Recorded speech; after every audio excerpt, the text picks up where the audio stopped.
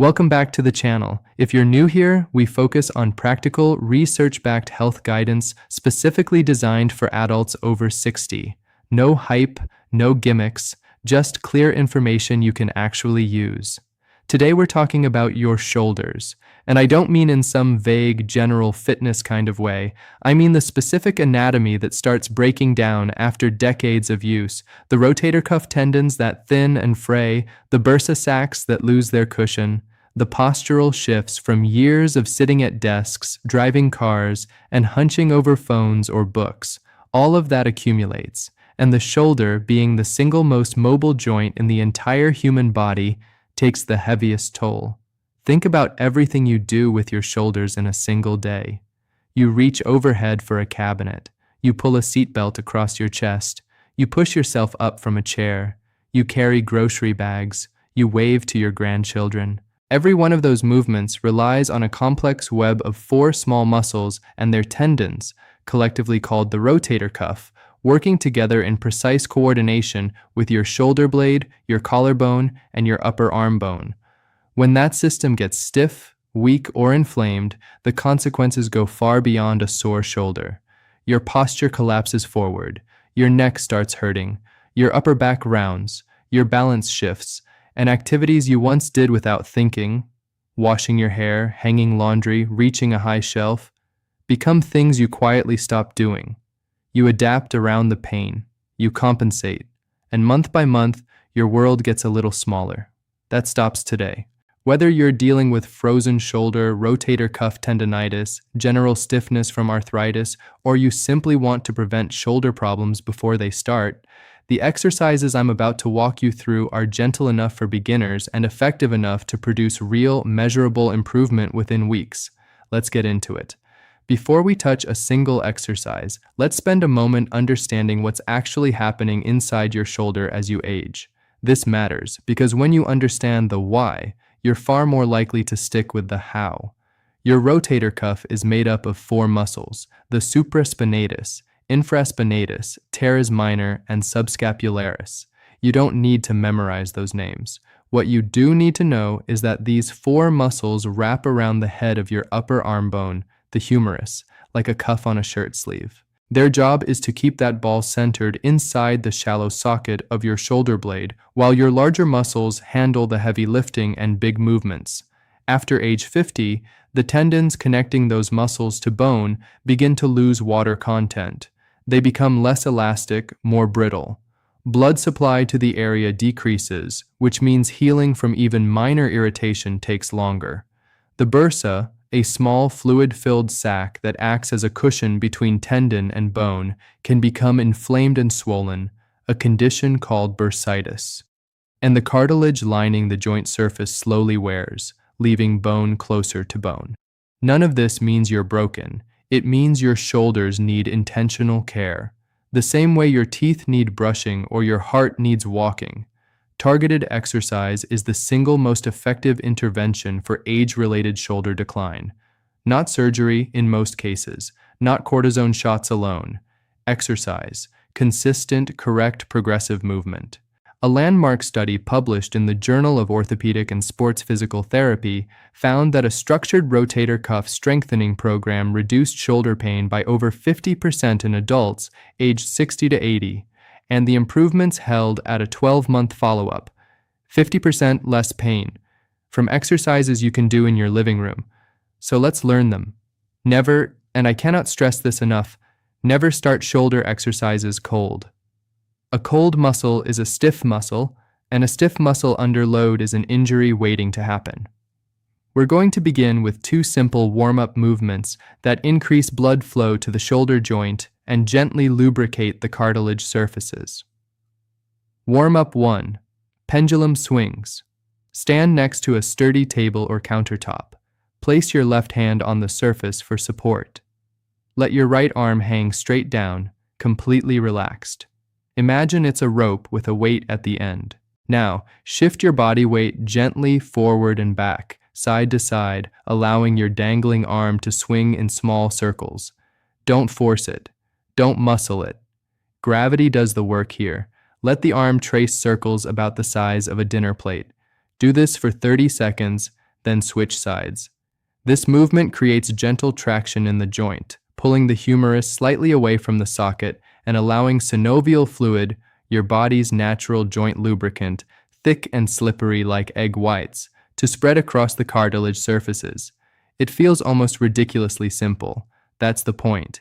Healing doesn't always look dramatic. Warm-up 2. Shoulder shrugs with a slow roll.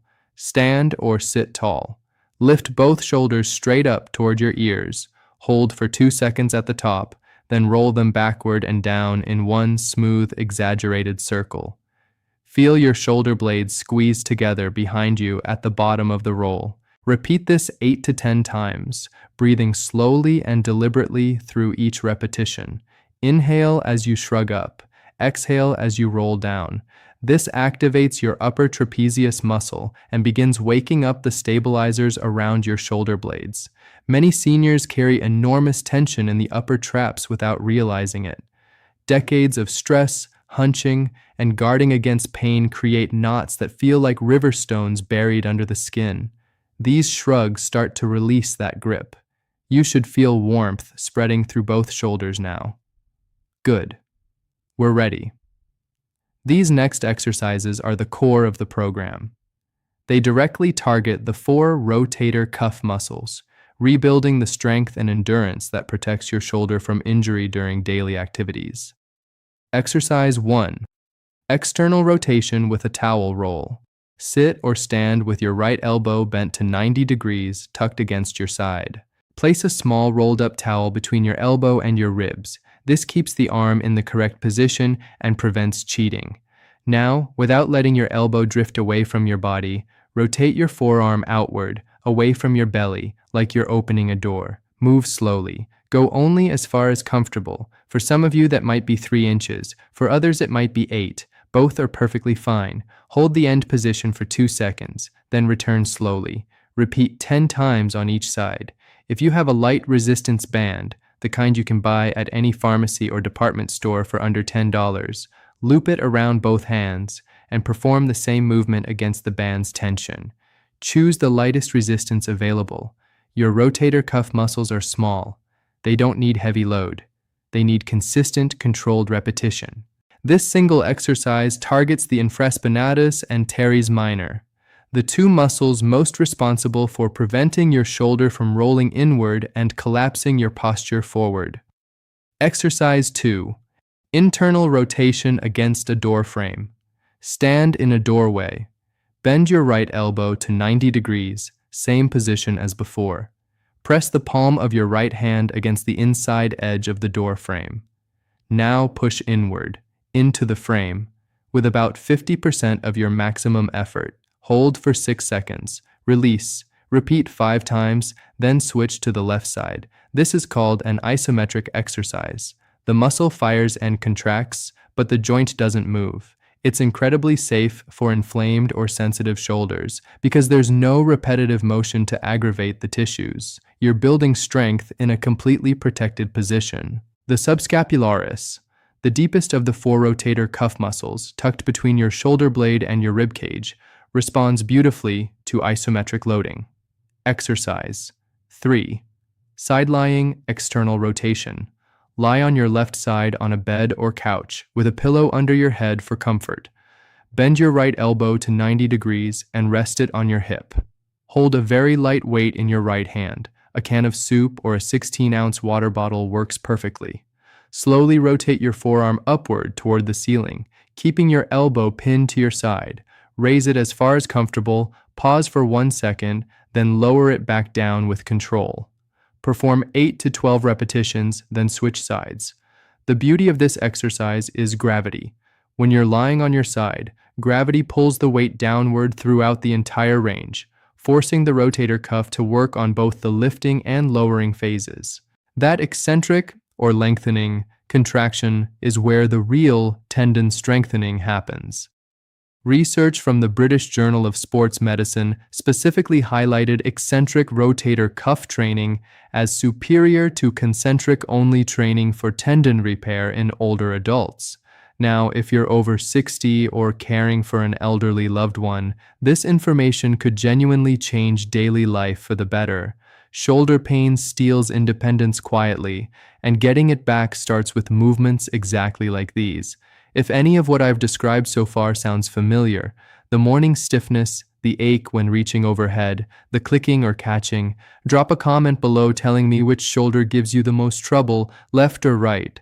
I read every single comment, and your experiences help me create better content for this community. And if you haven't subscribed yet, go ahead and tap that button now. We release new senior health videos every week, and you won't want to miss what's coming next. Rotator cuff strength means nothing if your posture is working against you. And here's the uncomfortable truth. Most shoulder problems in seniors aren't purely shoulder problems. They start in the upper back and the muscles between the shoulder blades. When your thoracic spine, the middle and upper portion of your backbone, rounds forward into what's called kyphosis, your shoulder blades tilt and your rotator cuff tendons get pinched in a narrowed space every time you lift your arm. Doctors call this impingement. You probably call it that stabbing thing when I reach for the top shelf. Same condition, different vocabulary. Exercise. 4. Wall angels. Stand with your back flat against a wall. Your head, upper back, and buttocks should all touch the surface. Bend your elbows to 90 degrees and press the backs of your arms and hands against the wall. You'll look like a referee signaling a touchdown. Now slowly slide your arms upward along the wall, straightening them overhead as far as you can without your lower back arching away from the wall. Then slide them back down, up and down, slowly, like making a snow angel standing up. If your arms won't touch the wall at all, and for many of you they won't, especially at first, that's all right. Work at whatever range you have. The wall provides feedback. It tells you honestly where your mobility stands today. No guessing, no pretending. Perform 8 repetitions. Rest. Perform 8 more. The smell of the plaster behind your head. The cool surface pressing into your shoulder blades. The faint pop of a joint finding space it hasn't occupied in months. That's what progress feels like. Quiet and unremarkable, and absolutely vital. Exercise 5. Seated rows with a resistance band. Sit on the edge of a sturdy chair with your feet flat on the floor, hip width apart. Loop a resistance band around a door handle or table leg at chest height. Hold one end in each hand with your arms extended straight in front of you. Now pull both elbows straight back, squeezing your shoulder blades together as if you're trying to pinch a pencil between them. Hold that squeeze for 2 full seconds.